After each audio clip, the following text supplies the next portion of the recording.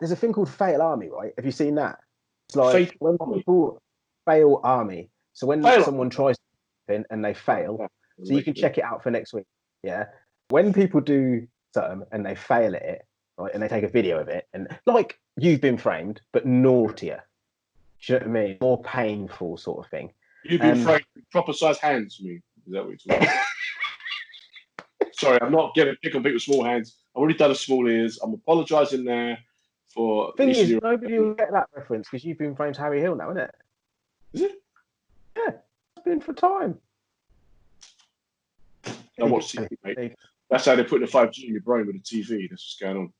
I don't, man, don't, because the 5G thing is a conspiracy. You kind of locked my eyes in on it. Because you mentioned it, this video will disappear from YouTube, and me and you are just going to be gone. Disappeared. Never here.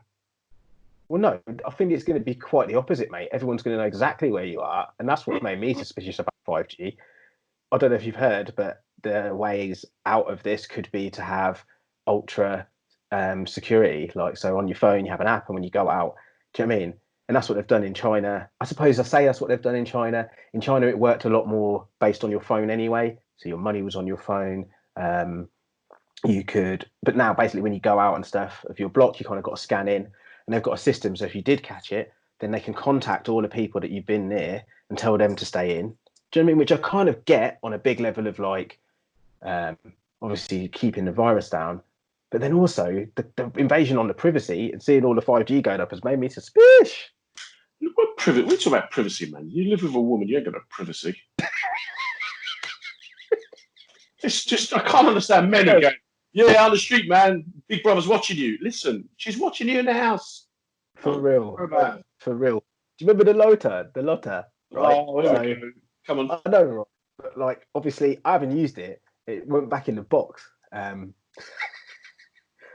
the question came last night, oh, where is, because she watched the show and was like, oh, where is it? Like, because I haven't seen it. And I was like, oh, don't worry about it. And she goes, oh, just tell me where it is. And I was like, I'm not going to tell you where it is. And she goes, why not? And I said, because if I tell you where it is, then you'll complain about it being there and you'll want me to move it. She goes, is it in the same place that you put it when you first got it? And I was like, yeah. She goes, what, in the front room, just sitting there in the box? I was like, yeah. She goes, can you move that, please? I was like, why? It didn't bother you when you didn't know it was there. Right. Let me give you the benefit of the wiser man. How long you lived with this woman? 6 months. Right. You see, once you've done a few years. No. Let me get that right. Yeah. 6 months, 7 months. So you learn the ways of woman. You will learn the ways of woman. What you do is, anytime you got any crap, you don't want to find it or to move it, just put wrapping paper on it. Like, what's that big box in the front room? Oh, you found it. Don't open it, please, babe, till Christmas. And then it gets that all, yeah. My front room looks like Arthur Daly's lockup, mate. There's hundreds of boxes in there, all wrapped up. And she's like, did you throw them trailers out? I'm like, yeah. In that box at the bottom. I think we can have a counselling session. Do you know what makes me laugh about that? It is a counselling session because I'm just still stuck with the first piece of that, which was when you said, when you want to hide something. Because I wasn't even looking to hide it. I was just like, that box will be all right there. That's how naive I am. Do you know what I mean? I suppose my older brother would say it's not troubling anyone. Is it troubling you? It's not troubling anyone. Listen to your brother. He's a wise man. Your brother is a wise man, Jonathan. You must listen to him and follow his ways. I wanted to talk about the importance of gratitude. I know we've spoke about it a couple of times, but we haven't really gone on it as I've wanted to express. So really what I was trying to say is that sometimes, some moment, for example, someone was talking to me the other day about how they felt bad that they couldn't transfer all their holiday days from this year into next year because obviously the crisis has happened and it's not really going to be great taking holiday this year. And I kind of explained to them, I felt it was good for you to focus on and be grateful for the fact that you're in work and you have something to occupy your mind during these times. Think about like the fact that you have got a job where you can take holiday and they will pay you when you go on holiday. Up to however many months ago, my personal situation changed, man. Like work-wise, I'd gone from earning so much to earning less just because of rules, regulations, how things work. I was probably a bit peeved by it, and then this whole thing hit, and I realised actually, the more important thing is that I'm grateful that I'm doing something. I've got something to do. I can help those that I love. I can call people, help anyone watching this, and the importance of gratitude. Because sometimes you feel so down, or you might feel away that it's hard to to appreciate stuff. Do you understand what I'm saying? People will say appreciate what you've got. I don't think it is about appreciate what you've got, because sometimes you don't have the energy to appreciate, but you can sit there with no energy and be grateful. When you're grateful, it allows you to be receptive. When you're receptive, you can clock things like this. Watching the TV the other night, Grayson Perry is doing some art program. I'm not really into art because basically I can't do it. It's just pictures, isn't it? It's just pictures. Well, because I can't express myself that way. Did you hear that weird noise then? I was a bit worried about that. It's all right. It's all good. It's all good. It's just a little thing going on over there. Yeah, man. Hang on, because you're a mad scientist, chemist. Is it like Breaking Bad? Are you cooking up the crack? It's nearly ready. Don't worry about it. Yeah, because that's the noise it makes when you're cooking crack. It goes. Cooking crack. It's cracked. That's why it's called crack. It's ready for eating now. Ready for smoking. Get the back out. The importance of being gratitude, basically, because like when you're grateful, you can be receptive and you can see more of the good things. You can see opportunities and things more. For example, Grayson Perry did this show the other night about art, and there was Joe Lycett on there, the comedian, right? And he was like drawing some stuff, and I was kind of sitting there, not hating on the program or either of them, but just hating on the fact that people can express themselves through painting and I can't. Do you know what I mean? And Joe Lycett kind of explained a similar thing. He does funny art because if he does something serious and he messes up, he kind of gets angry with himself. And Grayson Perry said, yep, because the basic fundamental need of being creative is to be relaxed.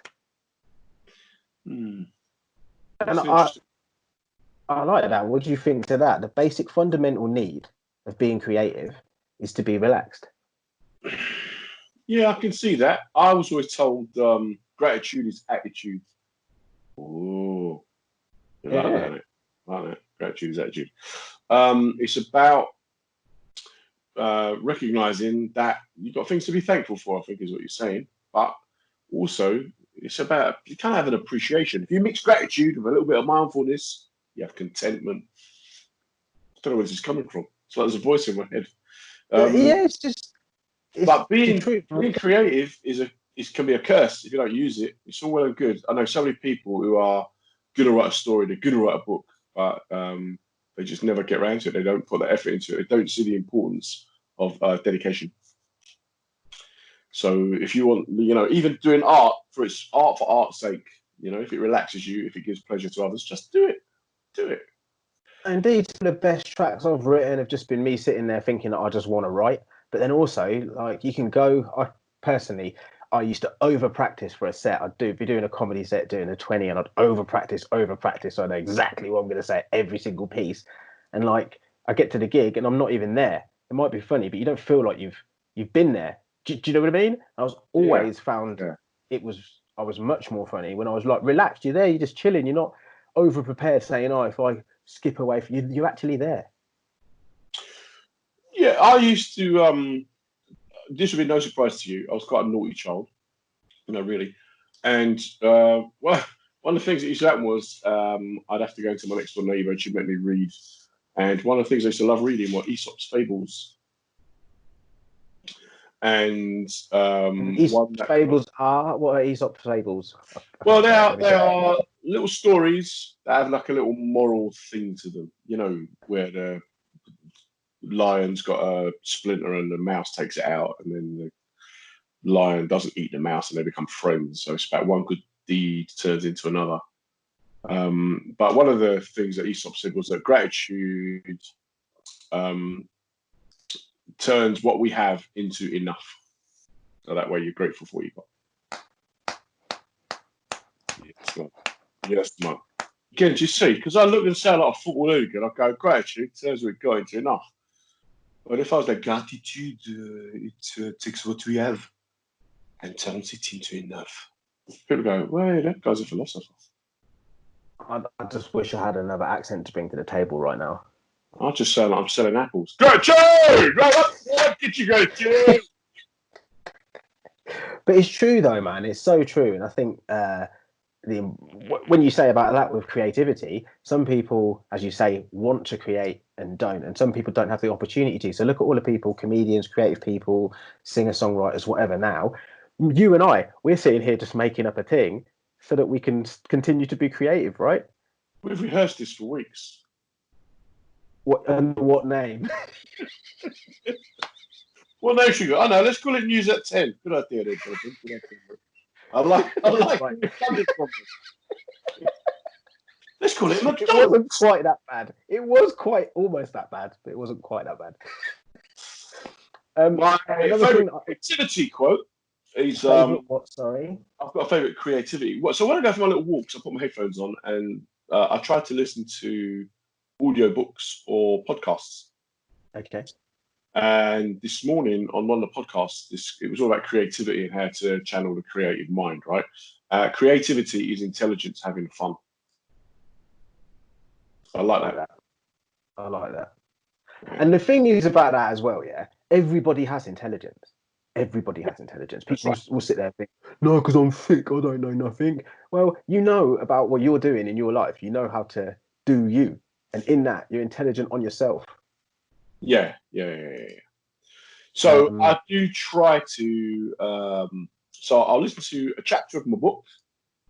So I'm always reading or listening to a book. So on my walk, I'll have a chapter of the book, then I'll have a little bit of a podcast, then I'll have a bit of silence, and a bit of music. It's good, man. Expand your mind. I'm reading a Carla's book, Native Race and Class in the Ruins of Empire. Okay. Yeah, it's good. It's good. It's good. Listen, and he reads it himself. He narrates it himself. So it's like having someone having a chat with you.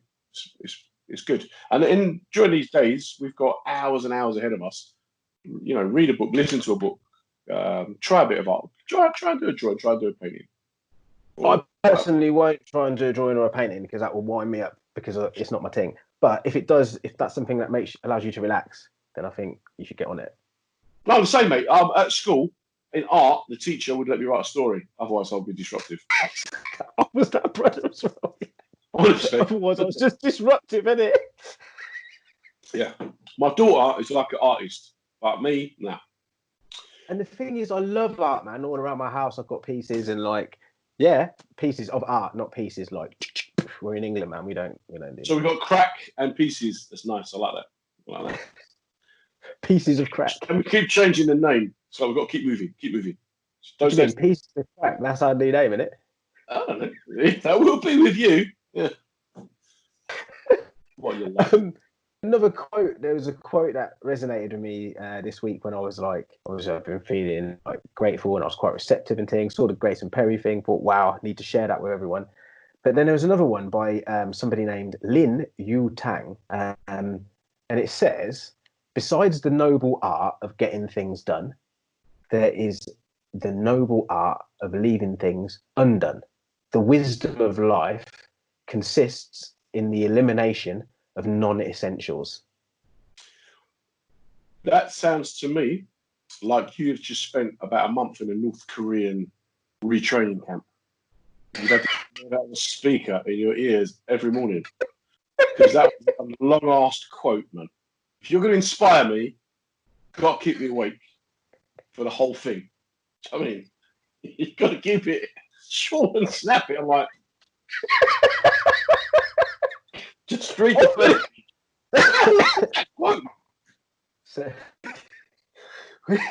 did you say to read it again? Did you say? No, don't do that. I can blow your mind with a quote, a Jamaican quote that has been one of my guiding principles of my life. Okay, let me just give you a bit of background. My mate Earl, his dad, Mr. English, it was a man of few words, but when he spoke, it was powerful, right? And he's given me a guide for life, and I've got to give this due respect and diligence. At the dinner table, Earl didn't finish his meal, and his dad just looked at him and said, "Earl, rat bat your fowl when cat belly full." And for the rest of my life, Stop. Go back. Yeah. You won't come again. Say the whole thing is you're sitting at the dinner table. At dinner, he hasn't eaten all his food, and his dad just looks at him, stares at him. Earl, rat bat your fowl when cat belly full. And like 40 years later, I can still hear the man's voice in my head. Do you know what? Between now and next week, I reckon, or next show, I'm going to have about 50 different applications for that there. I might have like a homemade prison tattoo. That'd probably be the new name for the podcast. What, a homemade prison tattoo? No, I'm John Ryan. I'm John Russ, and we are Rat Batty Fowl Cat Belly Full. It can only be said with that accent. It doesn't work in any other. Rat Batty Fowl and Cat Belly Full doesn't work with any other ear. Rat Batty Fowl and Cat Belly Full has to be said in that. Rat Batty Fowl and Cat Belly Full has to be said in that. Break between the two. Rat Batty Fowl. It's the break. It's the silence. Yeah, that's it. Oh, man, so much. He certainly is a legend, man. There's so much we wanted to chat about, but I think we'll just meet up in a couple of days and chat again for the people then. But yeah, seriously, anyone out there who's feeling it, just like call your friend, innit, or give someone a buzz. If you're feeling good and you don't feel like you need someone to ring you, then maybe have a think of who would like a call, innit, and reach out for me. You know what I mean? I'll get the song mixed up, right? Because you don't want to get your songs mixed up and ring up your friend and go, run away, run away. Sorry, wrong song, hang on. Reach out. Yeah, don't mix your songs up. It can be awkward. Yeah, it could be very awkward. I think that's a good place to stop, man. So he's John Ryan. And he's Jonathan Prince over there, like doing a hand thing. You can put something on there. You could use one of your like amazing science project things, put something on there. Wrong time for the hand thing, man. But do you know what I mean? We could do that. Do something with that. You've got a rat there, haven't they? So one of your clever friends is going to superimpose a rat mum there, right there. John Ryan. It's me. Who am I? Nice. Oh, you got it. I'll let you have another go. No. That's it. Go and just sit in the corner. So he's John Ryan. And he is Jonathan Prince this week. Could be a good change your name next week. We are for now. Brutally Johnest. Brutally Johnest, yeah. Yeah.